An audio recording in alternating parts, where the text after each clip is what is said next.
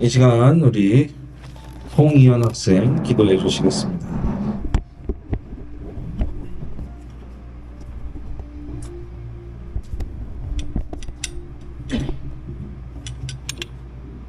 사랑과 은혜의 가득한 하나님, 오늘도 함께 예배 드릴 수 있게 해주셔서 감사합니다. 아멘. 지난 한 주간도 저희들을 은혜 가운데 지켜주시고 오늘 거룩한 주일을 맞이하여 저희들의 주기 앞으로 뽑아주시니 감사드립니다. 아멘. 이번 주는 대립절 두 번째 주입니다. 크리스마스가 다가오면서 예수님이 오신 날을 기다리며 행복한 시간을 보낼 수 있도록 도와주세요. 아멘. 또한 오늘 이 시간 동안 하나님의 사랑과 은혜 받는 시간이 되게 해주세요. 날씨가 따뜻해졌습니다. 그리고 모레부터 비가 온다는 소식이 있어 많은 분들이 안전하도록 지켜주세요. 아멘. 또한 이번 주는 학생들의 시험이 있는 주간입니다. 그들이 힘들게 노력한 만큼 좋은 결과를 얻을 수 있도록 도와주세요. 아멘. 말씀 전하시는 목사님과 함께하는 이 예배가 하나님의 은혜로운 시간이 되기를 소망하며 예수 그리스도의 이름으로 기도드립니다. 아멘.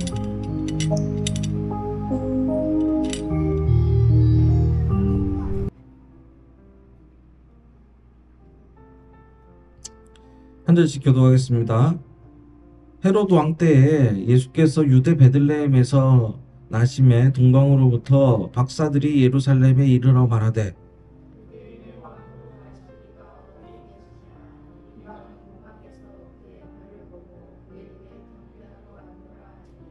헤로드 왕은 그 유대에 예수님 태어나신 지역의 유대인의 왕이에요. 로마의 속국이지만 자 그렇게 하시면 되고 헤로드 왕과 온 예루살렘이 듣고 소동한지라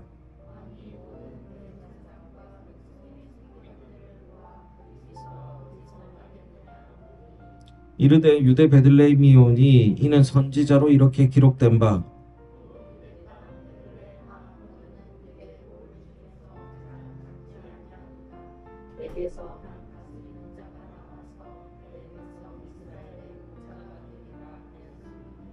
이에 헤롯이 가만히 박사들을 불러 별이 나타난 때를 자세히 묻고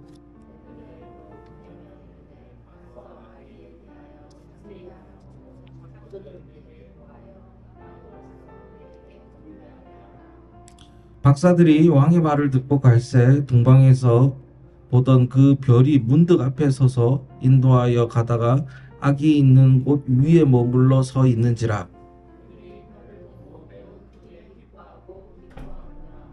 집에 들어가 아기와 그의 어머니 마리아가 함께 있는 것을 보고 엎드려 아기께 경배하고 보배압을 열어 황금과 유황과 몰약을 예물로 드리니라.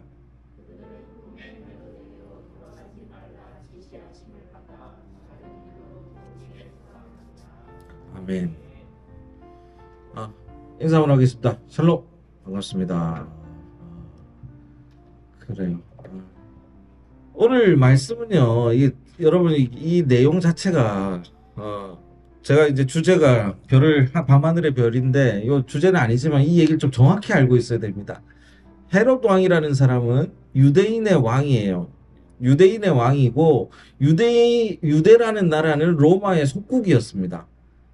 그러니까 식민지인데, 헤롯이 있다 보니까 동방박사라는 사람들이 와가지고 이 땅에 메시아가 나신다고 하는데 어디서 나는지 아세요? 하고 이 왕한테 물어봤습니다.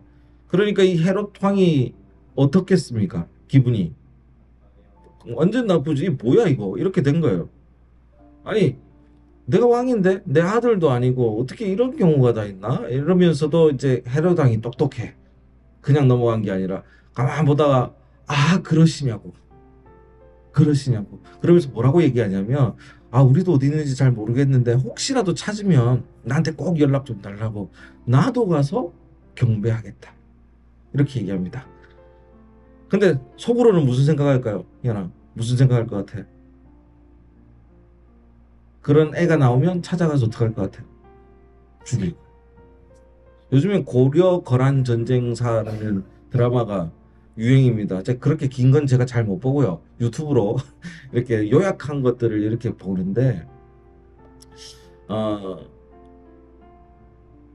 참 놀랐던 게 그 거란군에 잡혀간 조선의 대신들이 니네 죽을래 우리 편 될래 했을 때 그래도 살기 위해서 거란 황제의 신하가 되겠습니다라는 고백을 하고 돌아서요. 거기까지는 이해할 수 있어. 살아야 되니까. 근데 이 그 거란의 황제가 어떡하냐면 그 니네가 조선의 그 대신들이었으니까 니네가 조선으로 가서 항복하라고 협상을 해요. 근데 걔들이 와가지고 배신한 애들이 와가지고 처음에는 약간 그 머뭇머뭇하다가 그때부터 갑질을 하기 시작하는 거예요. 마치 거란의 사람처럼 갑질을 하면서 더 원래 외교관보다 더 심하게 고려를 압박하고 협박하는 그런 장면을 보게 됩니다. 사람이 어떻게 변할지 모른다라는 거예요. 누군가 그런 얘기를 많이 하잖아요. 사람이라는 그 존재는 그 자리가 사람을 만든다. 들어봤어요? 근데 저는 요즘 따라 많이 들은 생각이 주변의 교계도 그렇고 그 자리에 가면 그 사람이 드러난다고 생각하는 게 더 맞는 것 같아요. 그냥 숨겨져 있던 것이 이 사람이 권력과 어떤 힘을 쥐게 되면 어떤 모습으로 변하게 되는지는 그 자리에 가보니까 아는 거지. 그 사람이 완전히 드러나게 만든다고 보는 겁니다. 그래서 헤롯은요 찾아가가지고 왕을 죽이려고 했어요. 메시아를 죽이려고 했어요.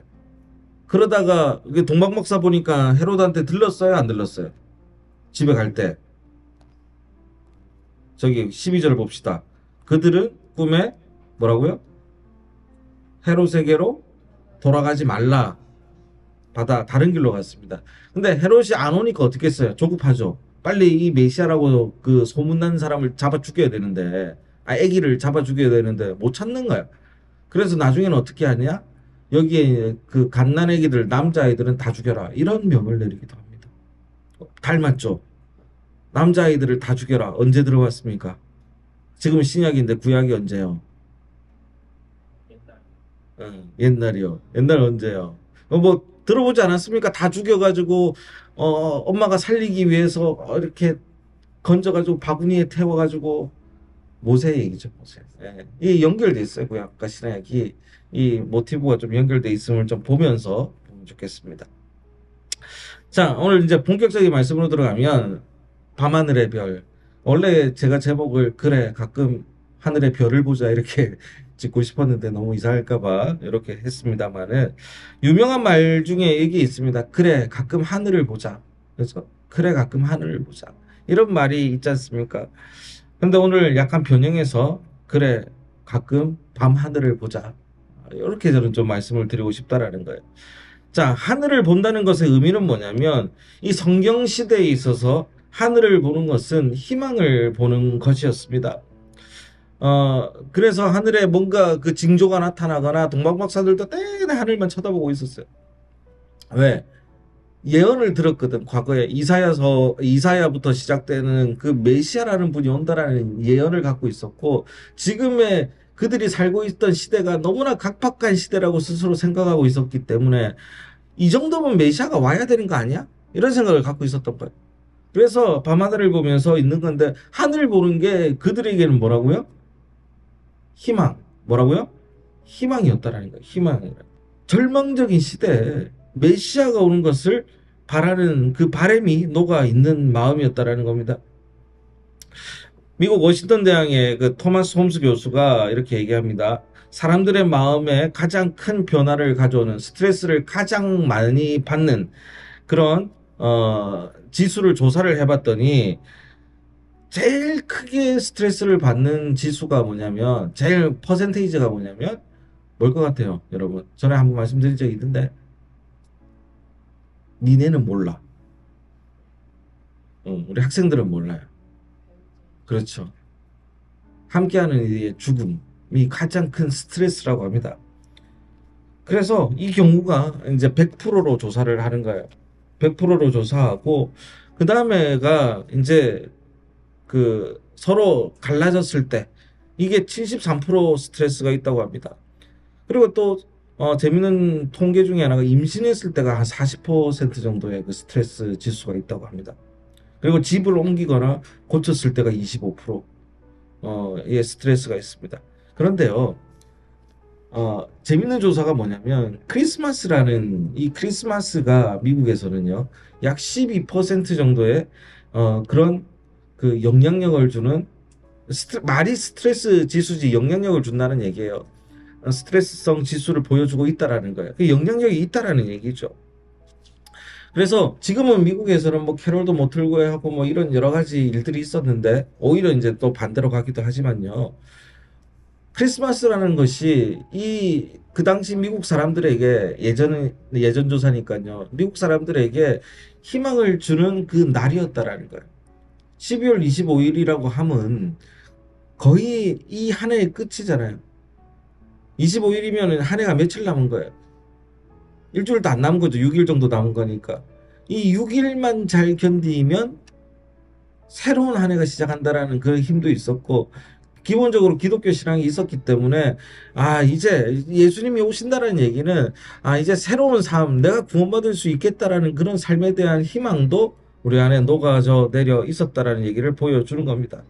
저는 우리 성도님들도 이 성탄절에, 크리스마스가, 그냥 애들 저기 행사 한번 하고, 그냥 모여가지고 그냥, 으쌰으쌰 한번 하고 이런 게 아니라, 정말로 설레이는 하루가 되기를 바라요. 성탄절이 설레이는 하루가 되기를 바랍니다.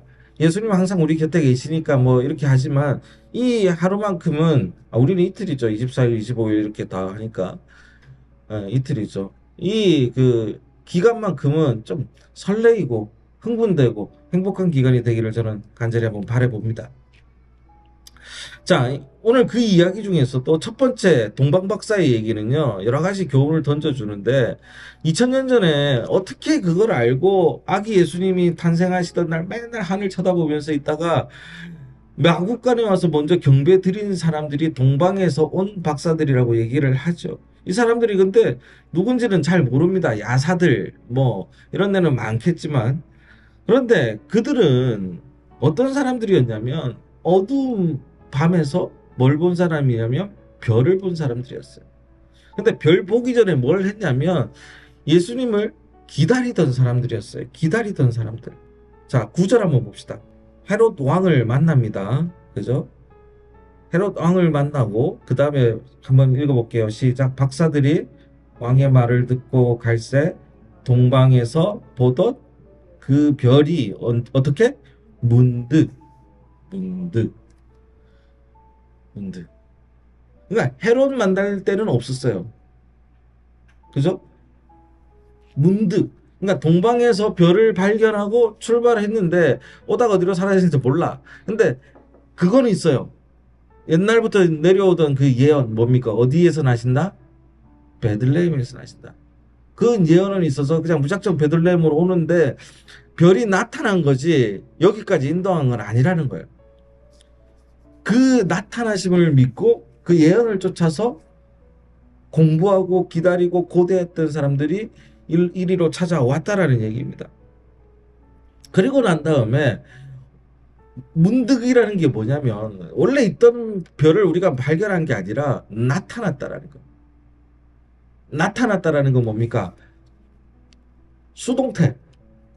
그러니까 내가 발견하고 내가 뭔가를 한 게 아니라 하나님께서 그 동방박사에게 보여주셨다라는 얘기입니다.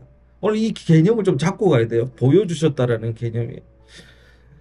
동방박사들은요, 어두운 하늘에서 하나님께서 보여주셨고 그 별을 찾았던 사람이에요. 하늘을 보고 찾았다라는 거예요. 왜냐하면 그 예언 중에서 그 별이 나타날 거라고 예언을 했기 때문에 메시아의 별이 나타난다는 예언을 했기 때문에 계속 그 별을 찾았던 겁니다. 그래서 그 하늘의 별을 찾을 수 있었던 거죠. 근데 한번 그 머릿속으로 한번 생각해 봅시다. 여러분 그 머리 위에 별이 나타났어요. 별이 밤이에요. 근데 별이 움직여. 별 움직이면 니네 저기 마라탕집 좋아하니까 마라탕집 찾아갈 수 있을 것 같아요? 별이 안내해주면? 조금만 물리학적으로 계산해도 위에서 내려보는 각도랑 우리가 쳐다보는 각도랑 그죠? 맞지 않아요. 우리 전수진 집사님이 보내주시는 그 궤도의 그 산타 과학을 보고 제가 얼마나 웃었는지 모릅니다. 나중에 웃었어요. 나중에 웃었는데 거기서 하시는 얘기가 돈이 너무 많이 들어서 우는 애들을 잘 추려내야 된다고. 지금 누가 울고 있는 겁니까? 유나 안타깝네. 못 받, 바로 이 정도 울면 못 받습니다. 이렇게 농담 삼아 하는데 우리가 이 별이 이렇게 안내했다고 해서 이렇게 그냥 별이 밑에서 레이저로 이렇게 쏘아주지 않으면 이 집이다 하면은 정확하게 포인트를 찍어주지 않으면 알 수가 없잖아요. 베들레헴 집이 어딘지 어떻게 알아? 근데 우리가 이게 별이 어떻게 와서 어떤 과학자들은 빛이 갑자기 쭉 내려와가지고 한 빛을 비췄다 뭐 어쨌다 합니다. 그게 중요합니까? 그 당시에 가본 사람들은 아무도 없어요. 어떻게 가르쳐 줬는지도 모릅니다. 어떻게 됐는지도 모릅니다. 그러면은 그걸 볼 게 아니라 거기에서 있는 의미를 찾아야 되는 거예요. 하나님이 우리에게 주시는 말씀의 의미를 찾아야 되는데 자꾸 이게 어떻게 되든지 저떻게 되든지를 찾으려고 하면 답이 안 나온다라는 얘기예요. 답이 안 나온다라는 얘기예요. 오늘의 의미는 뭐냐면 이들이 별을 통해서 어떻게 됐다? 인도함을 받았다라는 거예요. 인도함을 받았다라는 거예요. 어두운 하늘에 별을 본 사람들이 성경에도 있습니다. 그 사람이 누구냐면 아브라함이라는 사람도 별을 봤습니다. 아브라함이 가장 힘든 밤은 롯이 소돔에 들어가서 친척이잖아요. 살다가 전쟁에 휘말려서 포로가 됩니다. 아브라함은 전쟁이 능한 사람이 아니지만 롯 그 조카를 구해냅니다. 이 친척이에요, 조카. 근데 전쟁이라는 것이 너무나 이겨도 후유증이 크고 그리고 주변에 부족 국가들이 쳐들어오면은 너무나 두렵습니다. 그러면서 이제 아브라함이 좀 벌벌 떨고 있을 때 하나님께서 아브라함에게 나타나 주셨는데 그게 언제냐면 밤에 아브라함에게 나타나 그리고 밖으로 데려 나오시면서 하늘을 우러러 뭇 별을 셀 수 있나 보라. 그러면서 너의 자손도 이와 같이 많게 하리라 라고 얘기해 주십니다. 희망이 생긴 거예요. 희망이. 아브라함이 사실 겁쟁이에요, 겁쟁이 아니에요? 완전 겁쟁이에요. 완전 겁쟁이. 얼마나 겁쟁이였냐면 자기의 아내, 너무나도 예쁜 자기의 아내를 그 어떤 왕이 탐하니까 제 누나입니다, 내 동생입니다, 누이입니다 이렇게 얘기해가지고 데리고 가는데도 아무 말도 못하고 가만히 있어. 참을 수 있어 없어? 주은아, 너의 미래의 남편이 너를 팔아먹었어. 참을 수 있어 없어? 그래, 팔리기 전에 팔면 괜찮겠다. 그런 일이 일어났다니까요. 그런 분을 우리가 뭐라고요? 믿음의 조상 아브라함 이러고 있어. 그러니까 아브라함이 나쁘다는 게 아니라 우리 인간들은 이렇게 연약하고 사실은 무너지기 쉬운 사람들이라는 겁니다. 엘리야도요. 엘리야도 저기 그 바알의 그 군사들과 함께 그리고 제사장들과 함께 엄청나게 막 싸움을 해가지고 450대 1로 이겼느니 850대 1로 이겼느니 하면서 이기고 승리합니다. 그리고 난 다음에 어떻게 하냐면 도망가가지고 로뎀나무 밑에 숨어가지고 아우 진짜 무서웠어요 이러고 있어요. 성경의 영웅들이 우리와 다른 사람들이 아니라는 얘기를 저는 하고 싶은 거예요. 성경의 영웅들도 우리와 같이 연약한 사람이고 반대로 얘기하면 우리 같이 연약한 사람들도 뭐처럼 될 수 있다? 성경의 영웅처럼 될 수 있다. 그냥 저기 성경 속에 나오는 뭐 거의 먼치킨이라고 표현하죠. 그냥 힘센 사람이 아니라는 얘기를 전 드리고 싶은 거예요. 그러면서 아브라함은요 이렇게 밤을 바라보면서 별을 바라보게 됩니다. 야곱도 마찬가지예요. 야곱도 얼마나 그 찌질한 사람이었습니까? 야곱이 그 형한테 팥죽 한 그릇에 장자권을 팔아먹고 외삼촌네 도망가가지고 외삼촌도 속여가지고 그죠? 외삼촌이 야곱을 속이고 야곱은 외삼촌을 속이고 그래서 서로 이제 그 치고받고 하다가 결국은 부자가 됐어요. 부자가 되고 나니까 돈 있고 배부르고 그죠? 아내들도 있고 자녀들도 있고 이제 어느 정도 성공했어. 그럼 어떻게 하고 싶어요? 고향에 가고 싶은 거예요. 고향에. 그래서 다시 이스라엘로 유대로 들어가려고 하는데 야곱이 얼마나 이게 좀 정말 이 사람도 정말 이런 표현 써도 되나? 약간 양아틱한 사람이에요. 양아틱한 사람. 그냥 가면 죽을 것 같으니까 어떻게 해요? 어떻게 합니까? 제일 처음에 재산 보냅니다. 돈, 종들 보내요. 자녀들 보내요. 그리고 아내도 보내요. 다 보내고 자기 혼자 남을 때까지 먼저 다 보내요. 뭐 어떡하라는 거예요? 죽으라는 얘기예요? 그리고 난 다음에 기다리는 거예요. 그 어두운 밤에 또 하나님과 동대하는 장면이 나오잖아요. 그 밤에 야곱은 누굴 봤냐? 하나님을 본 겁니다. 사랑하는 우리 성도님들, 어두운 밤이라는 게 상징하는 바가 있잖아요. 어두운 밤이라는 게 상징하는 바가 있잖아요. 그건 뭡니까? 힘들고 어려운 상황이라는 거예요. 밤이라는 거는 예로부터 상징성이 있는데 어려운 상황이라는 겁니다. 그럼 별은 뭐예요? 희망. 희망이라는 겁니다. 어느 목사님이 말씀하시기를 이렇게 얘기하시더라고요. 야, 내가 39년을 정말 친구처럼 서로 사랑하며 섬기고 살았는데, 친구예요. 40년째 싸워가지고 내가 원수가 됐다. 원수가 됐다. 이해한 것 같아요. 이해한 것 같아요. 39년을 그렇게 죽고 못 사는 사이였다고 할지라도 마지막 1년이 40년째 싸우고 돌아가셨어요. 그 친구분이. 그러니까 뭐가 돼요? 원수가 돼서 돌아가신 거예요. 우리가 신앙생활 하면서도 마지막을 잘 간직하기 위해서는 우리가 깊은 마음이 있어야 될 줄로 믿습니다. 자, 어쨌든 동방박사는요, 별을 따라갔습니다. 우리도 별을 따라간다는 건 주의 인도하심을 따라가야 된다는 얘기거든요. 근데 헤롯이 아까 죽였을 때 뭐가 생각난다 그랬죠? 구약에? 모세. 그죠? 모세가 생각나잖아요. 모세는 광야에 데리고 나와서, 모세는 자기 백성들을 광야에 데리고 나와서 가는데 그 인도해 주신 게 뭡니까? 밤하늘에 불기둥, 낮에는 구름기둥. 그래서 그 무리를 이끌고 나가는 거예요. 거기도 뭐가 있냐요? 인도하심이 있는 거예요. 인도하심. 근데 이번에는 뭐가 인도했죠? 별이 인도했죠. 결국 별은 뭐라고 그랬습니까? 희망. 그죠? 희망. 구약시대의 구름기둥, 불기둥도 뭐예요? 그들에게 있어서는 살 수 있는 희망이었던 겁니다. 그러면 별이라는 것은, 다시 말하면 희망이라는 것은 하나님의 인도하심이라는 겁니다. 믿으십니까? 이게 제일 중요한 개념이라는 거예요. 우리가 희망이라고 얘기하는 기독교인들의 고백은 주의 인도하심이라는 겁니다. 인도하심. 근데 그 인도하심을 내가 볼 수가 없어요. 어디로 흘러가는지 몰라. 어디로 가야 하는지 몰라. 내가 어떻게 서 있는지도 몰라. 붕 떠가지고 가잖아요. 붕 떠가지고 어떻게 막 이렇게 치고 와서 내가 이럴 줄 몰랐는데도 이렇게 돼 있는 거예요. 하지만 지금의 상황에 우리가 감사라고 고백할 때 우리가 걸어온 길은 뭡니까? 주의 인도하심이 되는 겁니다. 중요한 개념이에요. 우리가 감사라고 고백할 때 걸어온 길이 주의 인도하신 길이 되는 겁니다. 감사라고 고백하지 않으면 우리가 그 사실에 참여할 수가 없다는 얘기를 저는 드리는 거예요.